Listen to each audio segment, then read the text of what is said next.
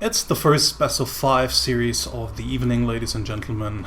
We're on Echo, the ladder edition for Legacy of the Void, and spawning to the top right hand corner using Diva as decal, playing Teal and Zerk for Russia, and Hoske T... Ah, damn, I forgot it. A new team, of course. Sunokasuri just joined a new team. I will look it up right after the pause, or maybe she will write it into the chat as well for HTT. It's Sunokasuri. And spawning to the bottom right hand side in purple, playing for MyRisk in Germany. And having a newspaper reading overlord, cardboard overlord as decal. It's Schnubiiii, who just wants to go for a hatch first, interestingly enough, but Sunokasuri actually does the same, so no immediate danger for her. Of course, she can't really know that, but at least to me, a lot of early pools happened throughout my last ladder sessions, so it seems that with the pretty short rush distances on almost every new / old ladder map, it seems as if a lot of Zerg players nowadays try to rush you early on, so sometimes it might be better to just go pool first and then into an expand, but of course if your opponent does the same build as you do, you're not really in any much trouble. Otherwise, it might get a little bit dangerous if your opponent opens pool first and you just go into hatch first and the rush distance is not very long. It depends, you can still manage to somehow hold, most of the time just losing your own base down here. But it's of course more difficult to do and a lot easier if you have at least a pool first out. But yeah, like I said, since both players just opened the same way, mirroring each other's builds, it doesn't really matter. Suno just getting her speed out a little bit earlier than Schnubiiii. Schnubiiii actually wants to get a few more lings early out, thus delaying her speed for a little bit, but only about 12 to 14 seconds, so not really that much of an important delay, but Suno also getting the Baneling Nest way earlier with the first 50 available gas, but here comes Schnubiii's Baneling Nest as well. Nice little position here. We have Suno, who rather wants to have the Baneling Nest in the back of her base, while Schnubiiii just puts it in front of the ramp. She also leaves a little small gap for the Queen. The Queen will probably just waddle in there after a few seconds if Schnubiiii doesn't forget about it, because you usually just want to have that gap, so if lings actually attack, you can just put the Queen into this small little narrow choke point here, so lings won't be able to get a full surround on the Queen, and the Queen will last for a little bit longer and deal a little bit more damage, and there it already goes. Here we see it also just chasing down the Overlord. Actually, Sunokasuri, lucky for her, Schnubiiii does not really follow anymore. Might still have gotten away. Flew in maybe a little bit too far, but not too far at all. Okay, so Suno just walks in with the first few lings. Schnubiiii already has a lot of lings made and also is already morphing the first few banelings. So Suno realizes that she can't really move in right now, has to wait for her first few banelings to add the fray, and then just gets in once more, tries to send that one ling in order to snipe one of those banelings, doesn't get it, and that's actually the most important part here for Schnubiiii. Schnubiiii has to be careful. He can really get a good connection over here with most of her banelings, unfortunately just sending in a few more lings right afterwards that explode into banelings as well, so now unfortunately she doesn't really have that many lings around. Most of the lings just walk right into the main base. 2 more banelings getting morphed. The lings actually get down. The Queen now also starts attacking the drones. Schnubiiii tries to fight with drones, doesn't really pull them away, so she loses 14, 15, 17 workers in the process until she finally moves in with a few more lings, losing actually some of them against one of those banelings. Other baneling just detonates into the lava, but Suno now, for now at least, has to move away, but that doesn't really bother her at all. The damage has already done and is already snowballing Schnubiiii down to 5 workers to the 19 of Sunokasuri, and might be terrible for me to say that, ladies and gentlemen, but this game is already over. I mean, the only thing that Schnubiiii can do right now is go for a big counter push, forcing her opponent to at least commit to some more Zerglings and not getting further ahead in drones. But yeah, another good baneling connection here by Sunokasuri. Suno now again has way more links, so the last possibility to apply some pressure dies, and with her the game. Suno takes the first map, and for a lead of 1-0. It's Overgrowth as our second map, and as we can see already, Suno goes into an early extractor here. This is not an extractor trick, this is actually going for an early rush. So like I said before, on the first map, I've also faced a lot of one-base cheeses on ladder during the last few days. With the old new maps, we have a lot of short rush distances, and that obviously triggers a lot of Zerg players to rush, especially in ZvZ. So it seems as if Schnubiiii unfortunately just wants to go for another hatch first build, which will just be totally deadly, I feel.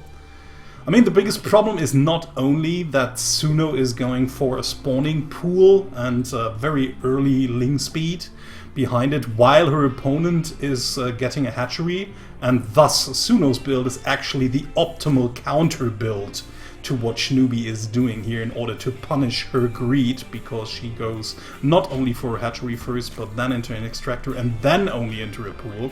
So her own lings will be a lot later, her first queen will be a lot later. The lings she's going to have will have speed way later. Actually, speed is not an option she can really afford. She really needs to use her first gas in order to get a baneling nest out as soon as possible, because banelings will probably be the only thing that's going to help her.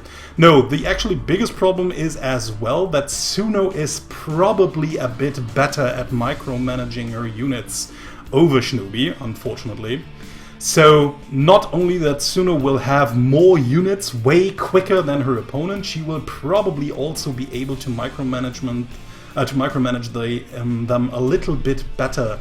So, or maybe even quite a bit better. We'll see how it's going to work. So this will actually cause double trouble. And also it seems Suno also wants to go for some sort of spine crawler attack, so she's fully committed to the attack she is right here. So Schnubiiii just realizes what's going on, just keeps the drone up here, and now has to make some very decisive...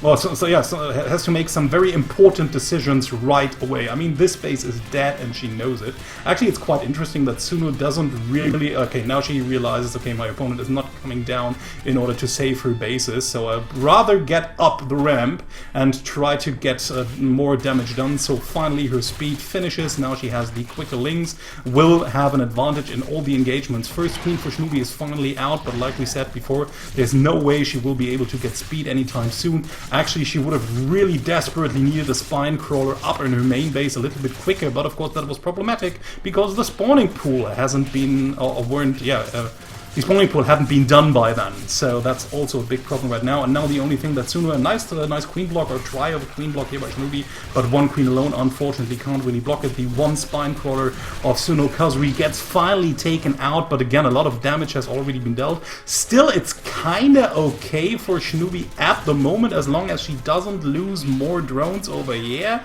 because her opponent is also still on one base, while she has a second base up and could make use if she at one point in time finally manages to push that attack back. But now Suno is just in. Schnubiiii again has to fight with a lot of her drones. She also lost a lot of mining time while she had to pull them from the mineral line in order to help out fighting against the spine crawler. And now finally the banelings get in, also get some quite nice connections. The rest of the drones die. GG, and Suno takes the 2-0 lead in another quick game. Daybreak is our third map of this best of 5, spawning to the bottom left hand side in teal. Playing for HTT, it's Sunokasuri. And to the top right, playing as purple Zerg, for my risk, it's Schnubiiii. Who's down 0-2 and has to win 3 games in a row in order to take the series. A problematic task, I dare say, since Suno managed to overwhelm her pretty quickly throughout the last 2 maps. So Suno just going for another extractor and spawning pool build, so she wants to end this quickly once more.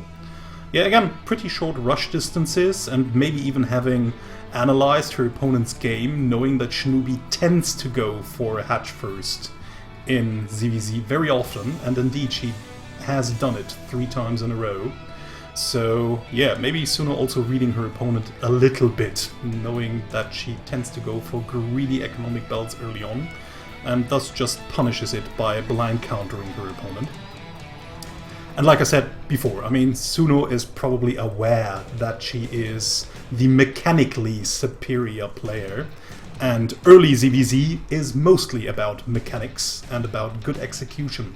So if you are actually aware, or at least confident, that your opponent might be mechanically weaker than you are, yeah, of course you want to force an early engagement with Lings and Banelings, where you're comfortable in playing it out because you realize, or at least are convinced, that you are the superior player. So why not use that advantage and end the game quickly, instead of risking that you might lose in a later game when your opponent maybe can macro up like you do, and you just leave them alone and let them play what they want, and then they might get you. I mean, it's not really the best strategy to do.